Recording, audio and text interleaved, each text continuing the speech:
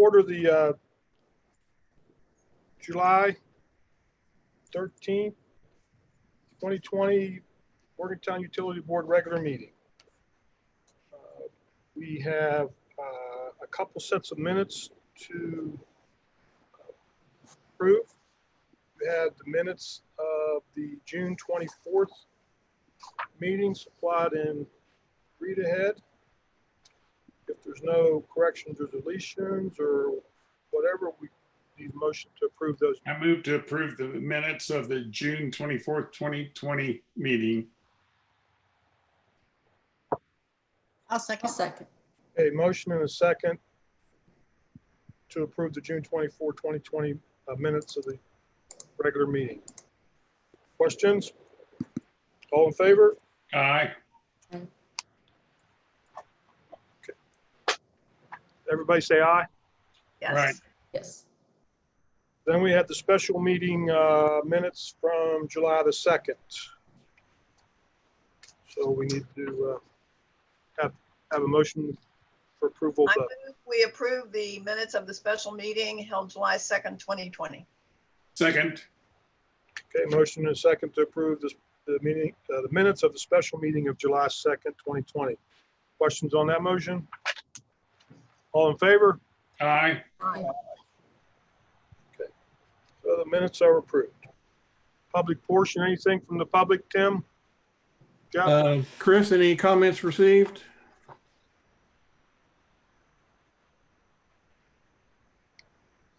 Chris? Dale. You're on mute, Chris.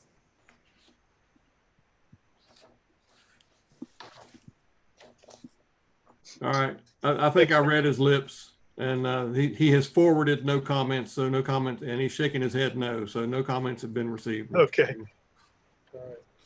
So nothing from the public, so we'll move on to new business, which is the Pontoon Platform. Yes, sir.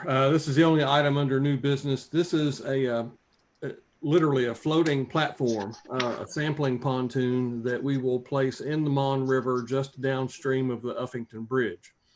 The Uffington Bridge is where I-79 crosses the Mon River next to Ashton Estates. And this is an important improvement to the source water protection program because it will give us an advanced warning sampling location that's about 1.9 miles or about 2.75 hours upstream from the water treatment plant. So it gives us a 3-hour head start if there are any issues out on the river in terms of water quality, because until now and until this pontoon is fielded, our only sampling point on a continuous monitoring basis is at the water treatment plant. And so that's an important distinction. This sampling station that we're talking about now will allow us continuous real-time monitoring of raw water quality from that location at the Uffington Bridge. You'll notice that we received only one bid. That's not surprising. It's a proprietary spec, meaning that we are only aware of a single supplier that makes and offers this pontoon. And it is constructed and configured in such a way that it is compatible with the sampling equipment that we already possess. So we're ready to field this thing. We already have the sampling equipment on the shelf. We do have a permit from the Army Corps of Engineers to place the pontoon out in the river. And the job is partially funded by a grant from DHHR, West Virginia DHHR. So is this a constant sampling scenario? It is. And then how do we know if there's a problem? Well, the sampler will actually do the analysis on the platform. I think it's looking for total organic carbon and some other basic parameters. But we use total organic carbon as a proxy for almost any other kind of contaminant, because they almost all will have a carbon component to them. And it actually will then use cell phone technology to communicate back to the water treatment plant in real time.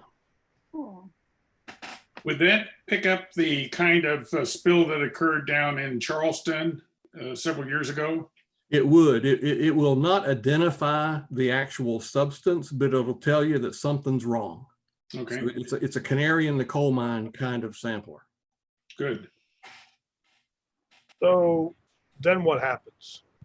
What's the, I mean, the cell phone rings and there's a problem. What's the next, what happens after that? Well, then we start making calls to see if anyone can identify for us what the situation is, but we would probably switch intakes immediately. Recall that we can switch from the water treatment plant from the Mon River intake to the Coben Creek intake, even the existing one from the reservoir at White Park. We are capable of making that switch in literally in a matter of under 5 minutes and completely remove the water treatment plant from the river intake for that period. And Does then someone, in most cases, then you just wait for the contaminant, for whatever the contaminant is, you wait for it to pass by the treatment plant. does someone monitor those numbers continuously coming in, or will it alert them when the number goes like above a certain thing? I think the answer is both. We Okay. actually have parameters set so that there's an Mhm. automatic alarm to catch the operator's attention, but the operator is pretty much in real time, continuously watching all of the data inputs that come to him. So it's a fail-safe system that has both components. Great. Seems like something that once you get it in place, we ought to, I don't know, maybe not, make that known of what we're doing to secure the water supply. Honestly, that's why I brought this purchase to the board today. It's within my purchase authority. It's within the limits that you've set that I could approve it, but I wanted the opportunity to talk about it in the public meeting and just to have this conversation so that we can have it in the public record as to what we are doing. So I agree. This is a significant step forward for our source water protection program. There may be other systems around the state that do this, but there won't be very many. Right. Will there be something similar to this, Tim, from the reservoir? Is there a monitoring station up there that we have included? I don't think we have the floating platform, but we do monitor the Coben Creek water as it enters the plant. Recall that in either case, from the existing reservoir or from the new one, there's going to be a significant amount of pipe in place so that gives us an advanced warning, so that we're watching whatever we're receiving from the reservoir is X hours old through its travel in the pipeline before it gets to the water treatment plant. Okay. Okay. So since you brought it to us, we need a motion to accept it. I move to approve acceptance of the bid from and award of a purchase contract to YSI Incorporated for the water quality sampling pontoon platform model YSI EMM 350 pieces at a price of $57,055 and authorizing the general manager to execute all documents related to said purchase. I'll second. Okay, motion and a second to approve acceptance of the bid and award the purchase to YSI for the water quality sampling platform. Additional questions on the motion? All in favor? Aye. Hi. Opposed? Okay, passes unanimously. Thanks, Tim. Yes, sir. Old business, Coben Creek wastewater treatment. Coben, it's only been about just a little over 2 weeks since our last board meeting, so there's not been a lot of changes in any of these items that I'll report. Kanawha Stone is the contractor to Coben Creek Reservoir. They're now 30% complete.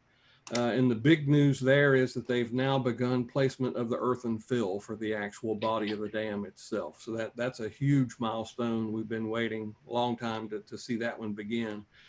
And that percent completion number ought to change very rapidly now as that earth starts to go in. That's a pay item and a measured item. So that percent completion will be significantly affected as that earth is continued to be placed over the coming months. At the wastewater plant, that contractor is 90% complete. And again, the details have not significantly changed since our last meeting. Okay. Moving on into the GM report. Yes, sir.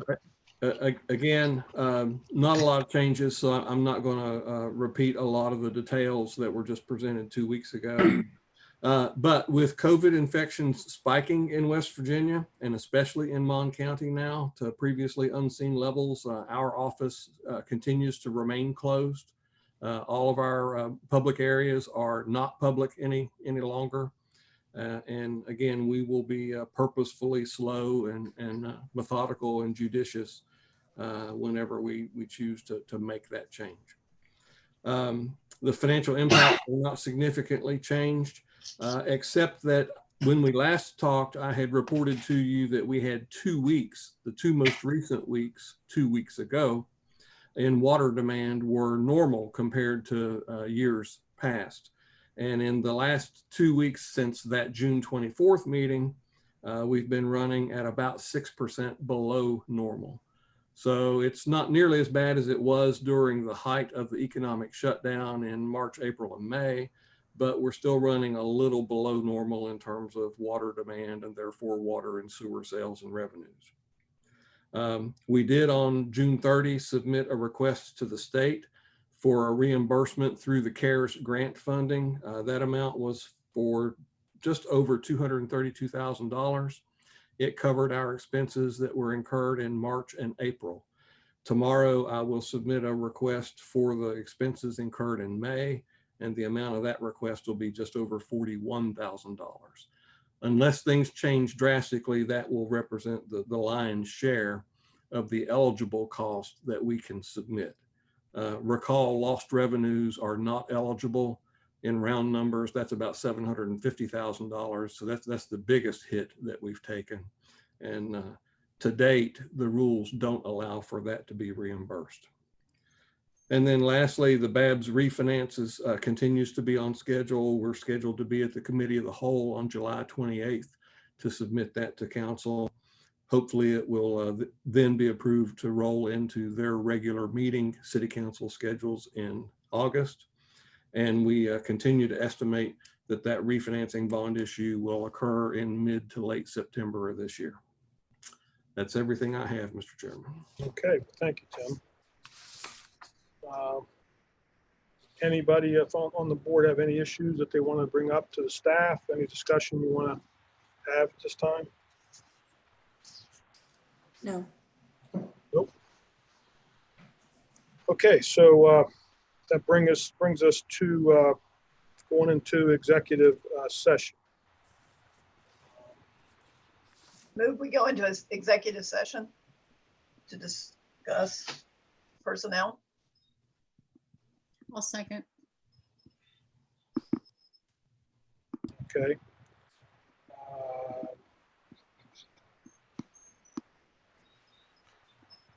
Do we need to read all the numbers, Jeff,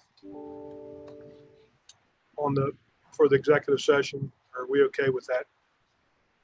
We have a separate Zoom meeting, don't we? Yes. Yeah, I mean, if somebody would specify the code section, that would probably.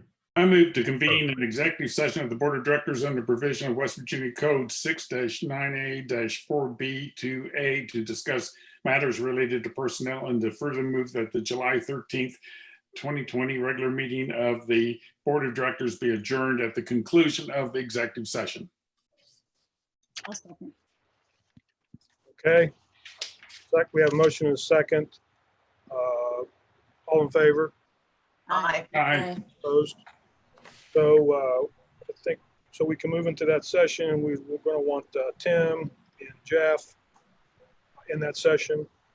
And then I assume then we'll call the candidates from their house. How's it going to work logistically? Well, just as a clarification, Mr. Chairman, you should invite candidate number 1 and candidate number 2 to participate in the executive session at their scheduled times. Okay. Along with myself and Mr. Ray. Okay, so we're going to have General Manager Ball and General Counsel Ray in both sessions, and then we're going to invite Mr. Nolte and Mr. Newsom at their scheduled time. Yes, sir. Okay. And just as a reminder for the board, this is now Zoom meeting number 3 that you'll go to. So please leave this meeting and log in to Zoom meeting number 3. Okay.